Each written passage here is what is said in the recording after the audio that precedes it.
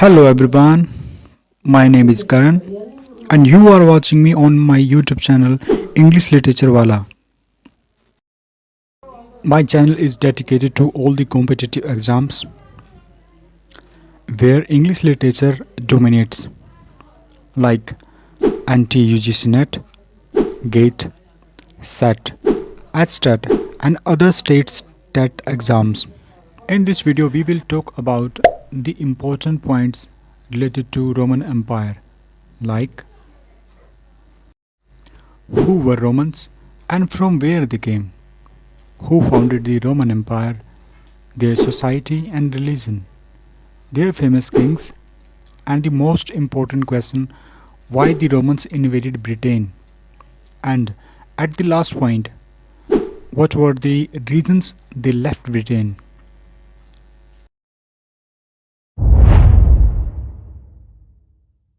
Let's start our second video from our first point, who were Romans and from where they came.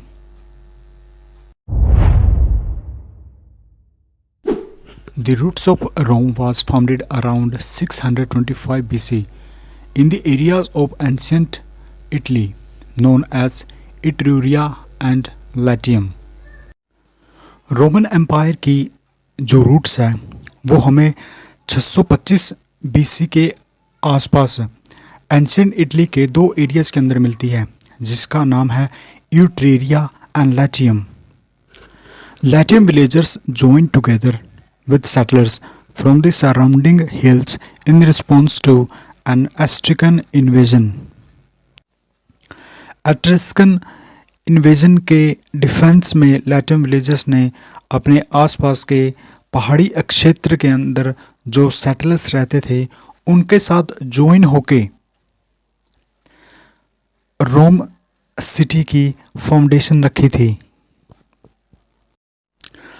आगे चलकर लैटियम villagers ने एट्रूसिया जो city state थी उसको अपने अंडर ले लिया और उसके बाद अपना जो एम्पायर है वो बिल्ड करना स्टार्ट कर दिया. Let's talk about our second point, who founded the Rome Empire. In his Republic, Cicero claims that the Romans got their empire almost by accident. He said, our people, through repeatedly defending their allies, have ended up as a master of the world. Cicero ने claim किया कि हमारे जो लोग थे, हमारे जो peoples थे, उन्होंने एक दूसरे की डिफेंड करी, एक दूसरे की मिलिट्री कैंपेन में हेल्प करते करते इस चीज़ को पाया है. रोम एम्पायर के लोगों ने एक दूसरे की हेल्प करने के लिए कुछ एलिज बनाई हुई थी. एलिज का मतलब है कि जब एक सिटी दूसरी सिटी की मिलिट्री या किसी और पर्पज़ के लिए हेल्प करते थे, दूसरे की हेल्प करते करते रोम एम्पायर बड़ा होता चला गया और एक टाइम ऐसा आया जब ये पूरा एम्पायर बहुत पावरफुल बन गया. But if you talk about the Roman legend, Romulus was the founder of Rome. अगर हम रोम की स्टोरी के बारे में बात करें तो वो इस प्रकार थी. रेमुलस और रेमस दोनों भाई थे जो गॉड मार्स के बेटे थे. जब वो यंग थे तब उन दोनों को टाइम्बर रिवर के जो बैंक था, वो जो किनारा था, उसके पास छोड़ दिया जाता है. तो लकीली उनको एक सी वुल्फ मिलती है जो उनके ऊपर थोड़ा दया दिखाती है और बाद में वो अपना दूध भी पिलाती है.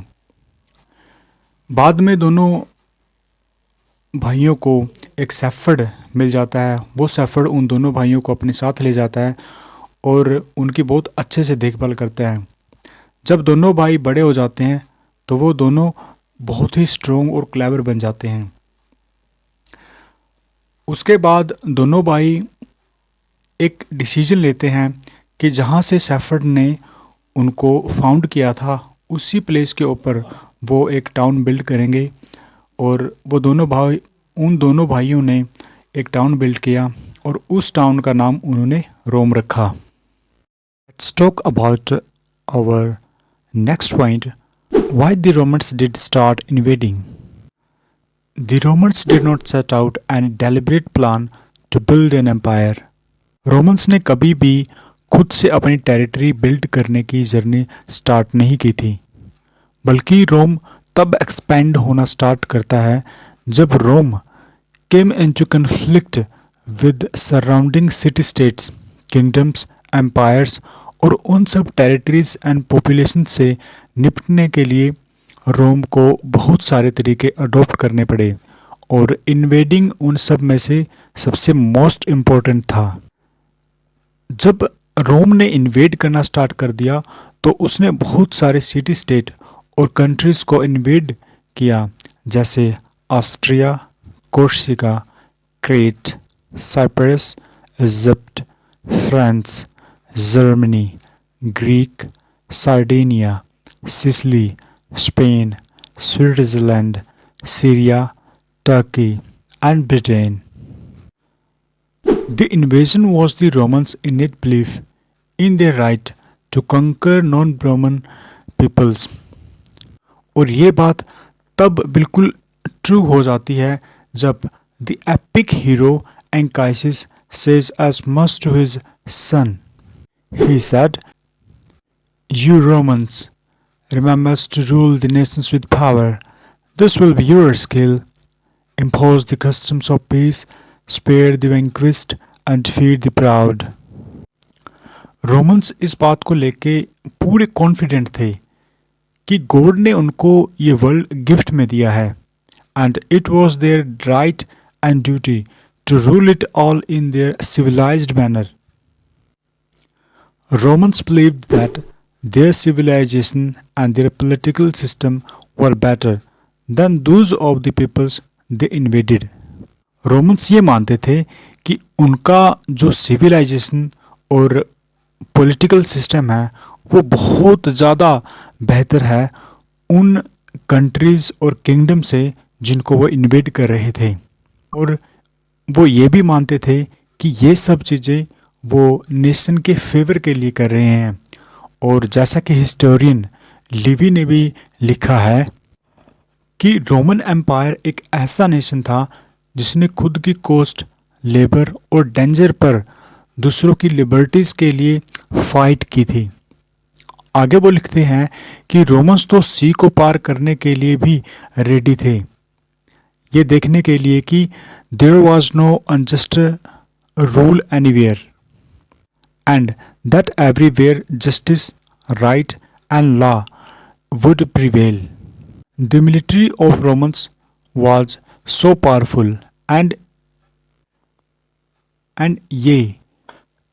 ये बात एनियाइड से प्रूफ हो जाती है that Romans military expansion is actually its divine destiny.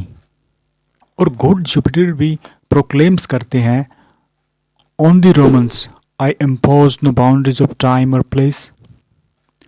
I have granted them empire without end. मैंने रोमन्स एम्पायर पर ना तो टाइम की और ना ही प्लेस की किसी भी तरह की बाउंड्री नहीं लगाई है. मतलब ये कि रोमन्स किसी भी टाइम और किसी भी प्लेस पर कभी भी आ जा सकते हैं, उनको कोई भी नहीं रोक सकता, क्योंकि I have granted them empire without end. Let's talk about our next point, Roman society.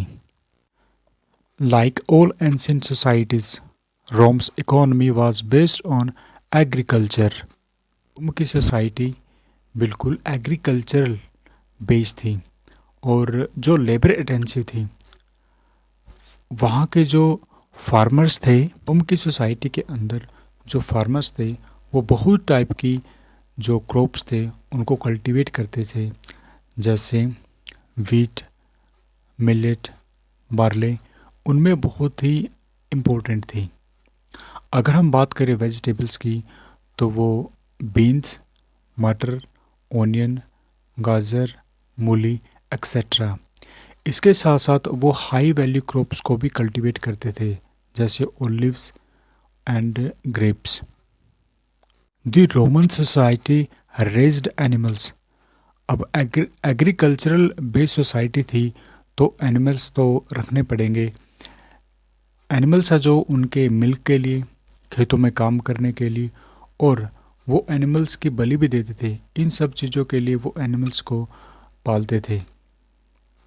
In Roman society it was common practice to enslave and sell war captives.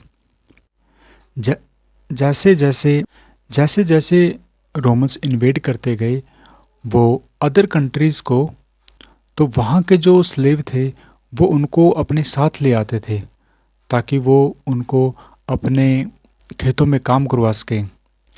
और जैसा कि हमने ऊपर वाले पॉइंट में पढ़ा कि सोसाइटी है जो रोमन्स की वो कल्चरल बेस्ड थी, तो खेतों में काम करने के लिए लेबर की ज़रूरत थी और स्लेव उसी काम के लिए लाए जाते थे क्योंकि उनसे लंबे टाइम तक काम करवाया जाता था। Romans religion. The gods and goddesses of Greek culture significantly inspired the development of Roman deities and mythology. Romans adopted many aspects of Greek culture. Romans ने ग्रीक कल्चर को काफ़ी हद तक अपनी ज़रूरत और कॉन्टेक्स्ट के हिसाब से अडॉप्ट किया। For example, many of the gods and goddesses of Greek and Roman culture share similar characteristics. हालांकि उन सब देवी देवता के नाम रोमन ने दोबारा से रखे थे। The Romans empire was a primarily polytheistic civilisation. जैसा कि हमने अपनी पहले वाली वीडियो के अंदर पढ़ा था कि ब्रिटिश केल्टिक ट्राइब भी कई देवी देवताओं की वर्शिप करते थे और उसी तरह रोमन्स भी कई देवी देवताओं की वर्शिप करते थे। They believed that these deities served a role in founding the Roman civilisation and that they helped to save the events of people's lives on a daily basis. The main god and goddesses in Roman culture were Jupiter, Juno, and Minerva. Jupiter was a sky god who Romans believed oversaw all aspects of life. और ऐसा माना जाता है कि he was originated from the Greek god Zeus. Jupiter also concentrated on protecting the Roman state. Military commanders would pay homage to Jupiter at his temple after winning in battle. Juno was Jupiter's wife and sister और वो हूबहू Greek गोडेसेस Hera से मिलती जुलती है। Minerva was the goddess of wisdom and craft और Minerva के बारे में ऐसा कहा जाता है कि वो गोडेसेस एथना से मिलती जुलती है। Who was the Greek goddesses of wisdom?